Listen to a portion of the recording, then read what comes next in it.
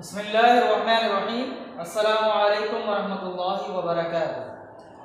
अज़ीज़ तलबा, पिछली दो क्लासेस से हम लोग चैप्टर नंबर 10 स्टडी कर रहे हैं, जो किसके बारे में है? साउंड के बारे में। सबसे पहले हमने आपको कुछ साउंड से रिलेटेड टर्म्स के बारे में बताया था, उनकी डेफिनेशंस बताई थी, जैसे ऑसिलेशन है, पीरियड है, फ्रीक्वेंसी, एम्पलीट्यूड। उसके बाद हमने आपको साउंड वेव्स के बारे में बताया कि साउंड वेव्स किस तरह प्रोड्यूस होती हैं, और ऑसिलेशन के बारे में ही बताया था ना, साउंड वेव एक्चुअल जो है वो किस तरह प्रोड्यूस होती हैं, वाइब्रेशन से। और वाइब्रेशन क्या होते हैं? कंप्रेशन है, रेयरफैक्शन। ओके, तो इसके बारे में हमने आपको समझाया था। आज भी हम साउंड से रिलेटेड गुफ्तगू करने जा रहे हैं, और थोड़ी सी टिपिकल गुफ्तगू है, तवज्जो से सुनेंगे तो इंशाअल्लाह समझ में आ जाएगी। Today we are going to study about characteristics of sound.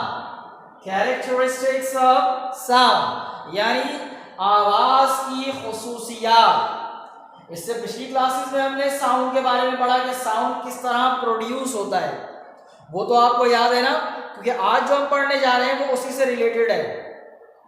आपको एम्पलीट्यूड याद होना चाहिए, एम्पलीट्यूड क्या है, और साउंड किस तरह पैदा होता है, साउंड वेव्स क्या होती हैं, वो याद होना चाहिए।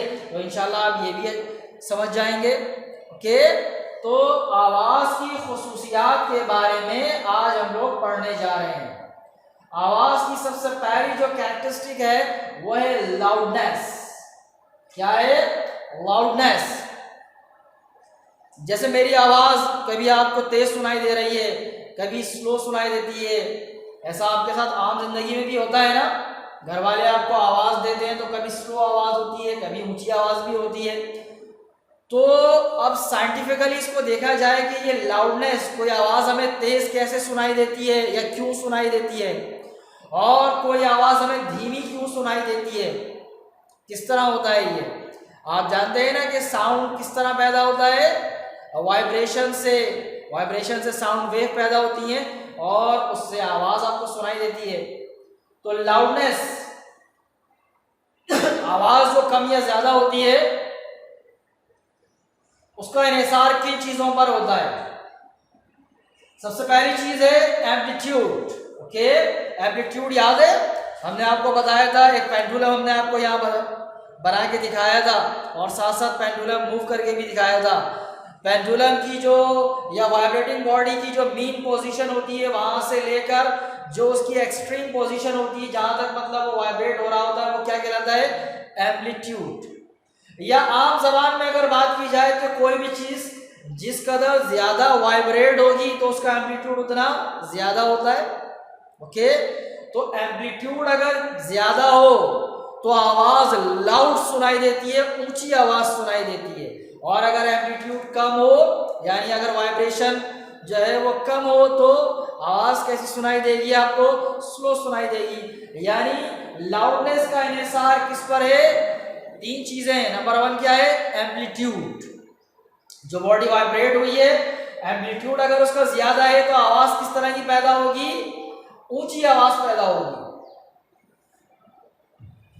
और एम्पलीट्यूड जितना कम होगा उतनी धीमी या नीची आवाज सुनाई देगी।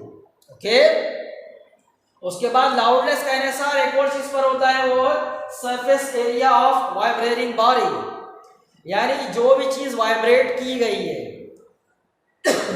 मिसाल के तौर पर अगर छोटा स्पीकर है तो उसमें साउंड, तो सरफेस एरिया उसका कम हो जाएगा ना, तो लाउडनेस जो है वो आवाज, साउंड लाउड पैदा होगा या फेड साउंड पैदा होगा?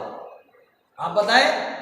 छोटा स्पीकर हो, एक बड़ा स्पीकर हो, एक बहुत बड़ा स्पीकर हो, तीनों के एरिया में फर्क हो गया ना। स्पीकर में जो वाइब्रेशन आ रही है, वाइब्रेशन से आ रही है, तो जो वाइब्रेटिंग बॉडी है उसका सरफेस एरिया जितना ज्यादा हो तो साउंड कैसा होता है? लाउड होता है, ऊंचा होता है। और सरफेस एरिया जितना कम कर दिया जाए तो साउंड उतना ही फेंट हो जाएगा, या नीची आवाज या धीमी आवाज सुनाई देगी। तो लाउडनेस का इन्हिसार surface area of vibrating body पर भी होता है। ठीक है, और एक और चीज है जो बोर्ड पर नहीं लिखी हुई है, वो है distance from the vibrating body.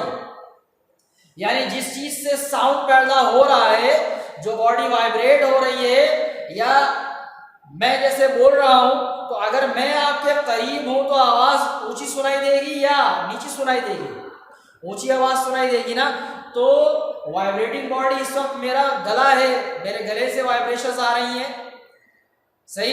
इसी तरह अगर आप मस्जिद के करीब हो तो आपको अजान की आवाज ऊंची सुनाई देगी, और अगर आप मस्जिद से दूर होते चले जाएंगे तो अजान की आवाज स्लो सुनाई देगी।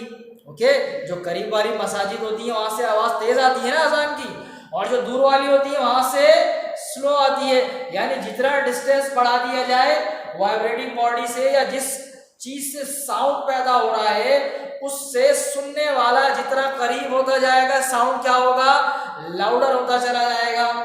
और सुनने वाला उस बॉडी से जितना दूर होता चला जाएगा तो साउंड कैसा हो जाएगा? फेंट हो जाएगा। ऐसा क्यों होता है? क्योंकि जो साउंड वेव्स होती हैं वो आहिस्ता आहिस्ता फैलती चली जाती हैं, उसकी वजह से उनकी लाउडनेस कम हो जाती है। तो मैंने आपको बताया कि लाउडनेस का इन्हिसार कितनी चीजों पर है? आवाज के ऊंचा होने का या नीचा होने का इन्हिसार कितनी चीजों पर है? 3 चीजों पर है। Number 1 amplitude of the vibrating body, number 2 surface area of the vibrating body, and number 3 क्या बताया मेरे? Distance from the vibrating body. तो उसी लिहाज से आवाज ऊंची या मध्यम सुनाई देती है। उसके बाद दूसरी जो कैरेक्टरिस्टिक है साउंड की वो है पिच। Okay, pitch. आपने देखा होगा बाज आवाजें ऐसी होती हैं कि कानों में चुभती हैं, और बाज आवाजें ऐसी होती हैं कि वो नहीं चुभती, होता है ना ऐसा। तो जिस साउंड की पिच जितनी ज्यादा होती है, समझ रहे हैं मेरी बात? जितनी ज्यादा पिच होती है तो उसके लिहाज से उस आवाज का जो है वो आवाज की पिच जो है वो कम और ज्यादा होती है। ओके, हाई पिच साउंड भी होते हैं जो आमतौर पर आपको शोर तेज आवाजें सुनाई देती हैं, वो हाई पिच साउंड होती हैं, और जो मध्यम आवाजें आपको सुनाई देती हैं वो लो पिच साउंड होती हैं। तो पिच जितनी ज्यादा हो तो आपको आवाज उतनी ज्यादा करख्त महसूस होगी, और जितनी पिच कम कर दी जाए उतनी ज्यादा सॉफ्ट आपको आवाज सुनाई देगी। सही, इन दोनों में जरा फर्क को समझे। एक है लाउडनेस, ऊंचा सुनना, और एक है चुभती हुई आवाज। ओके, जैसे छोटा सा मच्छर भी आपके कान के करीब आता है तो उसकी आवाज आपके कानों में चुभती है ना। मच्छर जो भिनभिनाते हैं क्योंकि उसकी पिच ज्यादा होती है, और आपके करीब बैठा हुआ कोई आपसे बात कर रहा हो तो उसकी आवाज आपको चुभती है? नहीं चुभती कानों में, ठीक है, बुरी नहीं लगती। क्यों?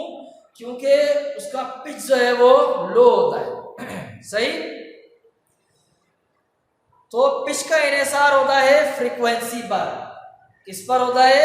Frequency of sound wave. जिस कदर ज्यादा जो है वो साउंड वेव्स पैदा होंगी, पिच जो है वो उस कदर ज्यादा होगी और आवाज श्रिल होगी, और जिस कदर जो है वो साउंड वेव्स कम होंगी या उनकी फ्रीक्वेंसी कम हो जाएगी तो पिच भी क्या हो जाएगी? लो हो जाएगी, और आपको सॉफ्ट या फेंट साउंड सुनाई देगा। उसके बाद तीसरी कैरेक्टरिस्टिक ऑफ साउंड है टिम्बर। क्या है? टिम्बर। टिम्बर क्या है? Specific quality of particular sound. क्या है ये? टिम्बर को आप इस तरह समझें कि ये आवाज की वो क्वालिटी है जिसकी वजह से आप आवाजों को पहचानते हैं। अगर 4 मुख्तलिफ तरह के लोग आपस में गुफ्तगू कर रहे हो, आपके घर के लोग आपस में गुफ्तगू कर रहे हो और आप कहीं दूर से उनको सुन रहे हो, अपने मतलब उस जगह मौजूद ना हो, तो आप सबको अलग-अलग पहचान लेते हैं। तो हर एक आवाज की जो स्पेसिफिक क्वालिटी होती है ना वो कहलाती है टिम्बर। क्या कहलाती है? Timber. Specific quality of a sound, आवाज की खुसूसियत जिसके जरिए आवाज को रिकॉग्नाइज किया जाता है। ओके, और तो कैरेक्टरिस्टिक ऑफ साउंड समझ में आ गई। 3 खुसूसियात है। नंबर 1 क्या है? Loudness, number 2 pitch, and number 3 timber. Okay, अब बात करते हैं speed of sound in solid, liquid and gases. ये जो मेट्रो की तीनों स्टेट्स हैं इनमें साउंड की स्पीड क्या होती है? ओके, तो साउंड की जो स्पीड है एयर में ये नॉर्मली है वह है 330 मीटर्स पर सेकेंड, ओके, 330 मीटर पर सेकेंड। एक बात जो यहाँ समझने वाली है और सुनने वाली वो ये है कि सॉलिड्स में से भी आवाज जो है या साउंड वेव गुजर सकती है सॉलिड चीजों में से, ओके, लेकिन साउंड वेव स्पेस में ट्रेवल नहीं कर सकती, ओके। एयर में साउंड वेव ट्रेवल कर सकती हैं लेकिन स्पेस में ट्रेवल नहीं कर सकती। यानी अगर कहीं ऐसी जगह हो जहां वैक्यूम क्रिएट किया जाए, एयर को निकाल लिया जाए, एयर मौजूद ना हो, तो साउंड वेव वहां पर मूव नहीं कर सकती। यानी इन तीनों जो मीडियम्स है इनमें साउंड वेव ट्रेवल कर सकती हैं, सॉलिड में भी, लिक्विड में भी और गैसेस में भी साउंड वेव ट्रेवल कर सकती हैं, लेकिन साउंड वेव वैक्यूम में ट्रेवल नहीं कर सकती, ओके। तो speed of sound in air कितनी है? 330 मीटर्स पर सेकेंड, ओके। और मैंने क्या बताया कि साउंड वेव सॉलिड, लिक्विड और गैस तीनों में ट्रेवल कर सकती हैं लेकिन वैक्यूम में ट्रेवल नहीं कर सकती, ओके। तो आज के लिए इतना ही बस, इंशाल्लाह अगली क्लास में इस चैप्टर का आखिरी टॉपिक डिस्कस करेंगे। तब तक के लिए अस्सलामु अलैकुम वरहमतुल्लाहि वबरकातुहू, अल्लाह हाफ़िज़।